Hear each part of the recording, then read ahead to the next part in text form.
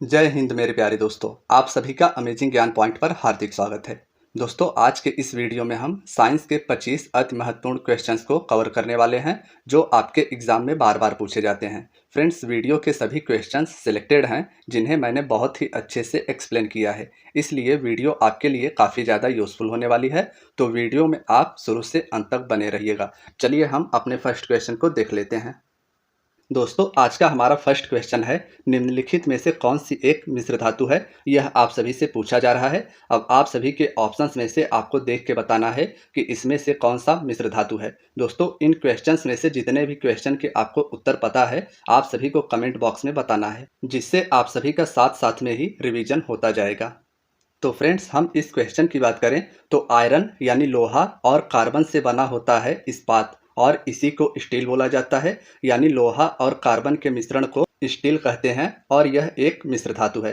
तो इसमें हमारा ऑप्शन बी राइट आंसर हो जाएगा। यह आप सभी को याद रखना है।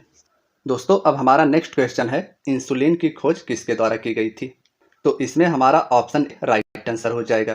फ्रेंड्स, इंसुलिन की खोज बेंटिंग के द्वारा की गई थी। यह आप सभी को याद रखना है। हम बात करें अगर इंसुलिन की, तो इंसुलिन एक प्रकार का हार्मोन होता है और इसका निर्माण हमारे शरीर के अग्नाशय से होता है और रक्त में यह मिलकर ग्लूकोज के स्तर को नियंत्रित करने का काम करता है। दोस्तों, यदि शरीर के अंदर इंसुलिन का निर्माण ठीक से न हो तो हम शुगर के पेशेंट बन जाते हैं। तो इंसुलिन के बारे में आप सभी को इतना याद रखना है। और अगर दोस्तों वीडियो आपको यूजफुल लग रही हो तो वीडियो को लाइक अवश्य कीजिएगा। अब हम अपने नेक्स्ट क्वेश्चन पर चलते हैं। हमारे नेक्स्ट क्वेश्चन पूछा गया है, वनस्पति तेलों को घी में किस विधि के द्वारा परिवर्तित किया जाता है। तो फ्रेंड्स, इसमें हमारा ऑप्शन बी राइट आंसर हो जाएगा। आप सभी को याद रखना है, वनस्पति तेलों को घी में परिवर्तित हाइड्रोजनीकरण विधि के द्वारा की जाती है। और अगर हम सभी हाइड्रोजनीकरण प्रोसेस के बारे में बात करें तो असंतृप्त हाइड्रोकार्बन श्रृंखला में हाइड्रोजन के योग को हाइड्रोजनीकरण कहा जाता है और यह पूरा प्रोसेस उत्प्रेरक की उपस्थिति में कराई जाती है। फ्रेंड्स, अब हमारा नेक्स्ट क्वेश्चन है, आंसुओं यानी टीयर्स में कौन सा पदार्थ घुला रहता है। तो आंसुओं के बारे में सबसे पहले आप सभी को यह याद रखना है कि आंसू आंख की अश्रुनलिकाएं यानी टीयर ट्यूब से निकलने वाली एक तरल पदार्थ होती हैं और पानी और नमक के मिश्रण से यह बनी होती हैं। तो इसमें हमारा ऑप्शन ए राइट आंसर हो जाएगा। आप सभी से पूछा जाए कि आंसुओं से कौन सा पदार्थ निकलता है तो सामान्य नमक का राइट आंसर हो जाएगा। दोस्तों, अगर हम बात करें सामान्य नमक की तो इसे सोडियम क्लोराइड बोला जाता है और इसका रासायनिक नाम NaCl हो जाता है। हमारे नेक्स्ट क्वेश्चन पूछा गया है, निम्नलिखित में से कौन सा तत्व प्रबल क्षारीय ऑक्साइड बनाता है जब ऑक्सीजन में यह जलता है। तो फ्रेंड्स, इसमें हमारा ऑप्शन बी राइट आंसर हो जाएगा। आप सभी को याद रखना है कि सोडियम तत्व प्रबल क्षारीय ऑक्साइड बनाता है जब यह ऑक्सीजन में जलता है। अब दोस्तों, हम बात कर रहे हैं सोडियम की, तो इसका चिन्ह हो जाता है Na। यह आप सभी को याद रखना है। और इसके अगर एटॉमिक नंबर यानी परमाणु संख्या की बात करें तो 11 इसका परमाणु संख्या हो जाएगा। और दोस्तों, अगर इसके गुण धर्म की बात करें तो इसमें धातु के गुण पाए जाते हैं। यह आप सभी को सोडियम के बारे में याद रखना है।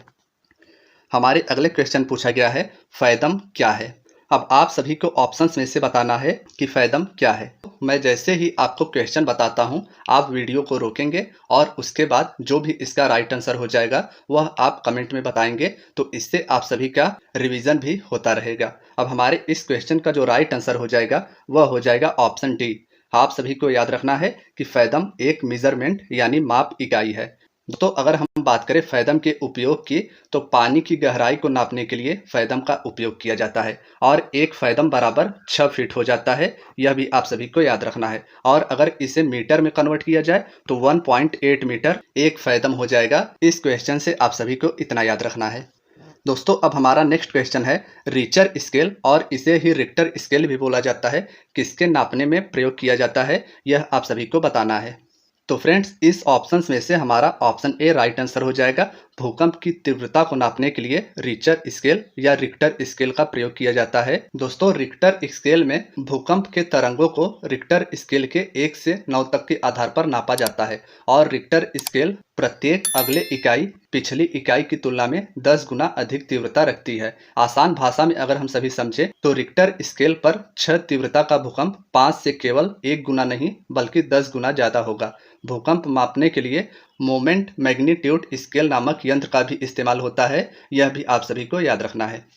फ्रेंड्स, अब आज का हमारा नेक्स्ट क्वेश्चन है, डायनामाइट के आविष्कारक निम्नलिखित में से कौन है। मोस्ट इंपॉर्टेंट क्वेश्चन है। आप सभी को याद रखना है कि डायनामाइट एक विस्फोटक है जिसका उपयोग खनन, उत्खनन, निर्माण आदि कार्यों में किया जाता है और अल्फ्रेड नोबेल इसका राइट आंसर हो जाएगा। डायनामाइट के आविष्कारक अल्फ्रेड नोबेल थे। दोस्तों, अगर हम बात करें अल्फ्रेड नोबेल की, तो अल्फ्रेड नोबेल एक स्वीडिश वैज्ञानिक थे जिनके याद में नोबेल पुरस्कार का गठन 1901 ईस्वी में किया गया था।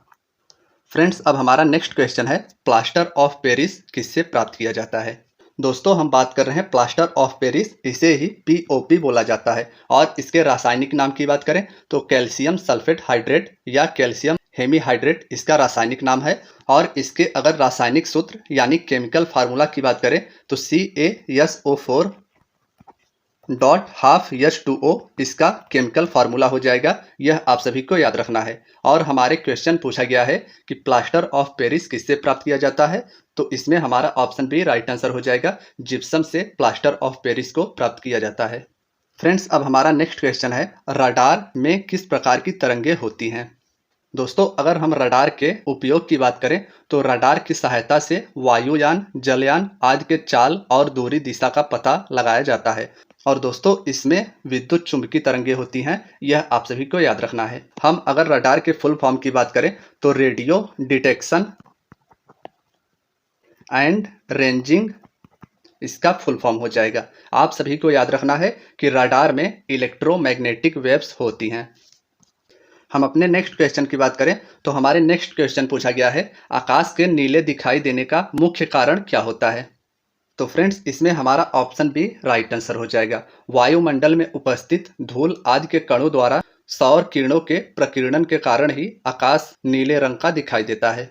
दोस्तों, हम बात करें अगर प्रकीर्णन यानी स्कैटरिंग की, तो जब प्रकाश वायुमंडल में प्रवेश करता है तो वायुमंडल में उपस्थित अशुद्धियां धूल कणों द्वारा प्रकाश का अवशोषण कर लेती हैं और इन्हें अन्य दिशाओं में वितरित कर देती हैं और इस घटना को स्कैटरिंग कहा जाता है। यह आप सभी को याद रखना है। फ्रेंड्स, अब आज का हमारा नेक्स्ट क्वेश्चन है, तेज गति से आता हुआ वाहन हॉर्न बजाता है तो उसका पिच क्या होता है। तो दोस्तों, आप सभी को याद रखना है कि तेज गति से आते हुए वाहन से हॉर्न बजती है तो उसका पिच अधिक सुनाई देता है। अब हम बात कर रहे हैं पिच की, तो दोस्तों पिच को तारत्य बोला जाता है और तारत्य के द्वारा हम मोटी या तीक्ष्ण ध्वनियों के मध्य अंतर को पता करते हैं। पुरुषों की ध्वनि नॉर्मली मोटी तथा स्त्रियों की ध्वनि तीक्ष्ण होती है और इसका पता पिच के द्वारा लगाया जाता है। यह आप सभी को याद रखना है।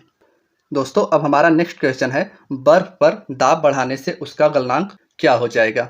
सबसे पहले अगर हम बात करें गलनांक की तो इसे मेल्टिंग पॉइंट है। दोस्तों, किसी पदार्थ का वह तापमान जिस पर वह ठोस अवस्था से पिघलकर द्रव अवस्था में पहुंच जाता है, यानी जिस तापमान पर कोई पदार्थ गलने लगे उसको गलनांक बोला जाता है। और हमारे क्वेश्चन पूछा गया है, बर्फ पर दाब बढ़ाने से उसका गलनांक क्या हो जाएगा, तो इसमें हमारा ऑप्शन ए राइट आंसर हो जाएगा। उसका गलनांक घट जाएगा, यह आपको याद रखना है।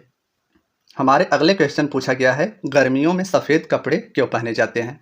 तो दोस्तों, हम बात करें अगर सफ़ेद कपड़ों की, तो सफ़ेद कपड़े उष्मा के बुरे अवशोषक होते हैं जिनसे कपड़े शीघ्र गर्म नहीं होते और हमें गर्मी ज़्यादा नहीं लगती। तो इसमें हमारा ऑप्शन ए राइट आंसर हो जाएगा। गर्मियों में सफ़ेद कपड़े इसलिए पहने जाते हैं कि ये उष्मा के बुरे अवशोषक होते हैं। हमारे अगले क्वेश्चन पूछा गया है, संतरे में कौन सा विटामिन अधिक होता है।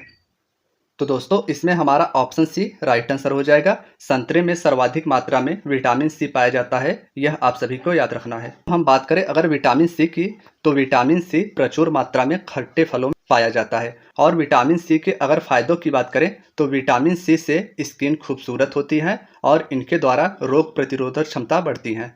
फ्रेंड्स, अब हमारा नेक्स्ट क्वेश्चन है, चमगादड़ अंधेरों में भी उड़ सकते हैं क्योंकि उन्हें सहायता प्राप्त होती है किन वेव्स के द्वारा, यह आप सभी को बताना है।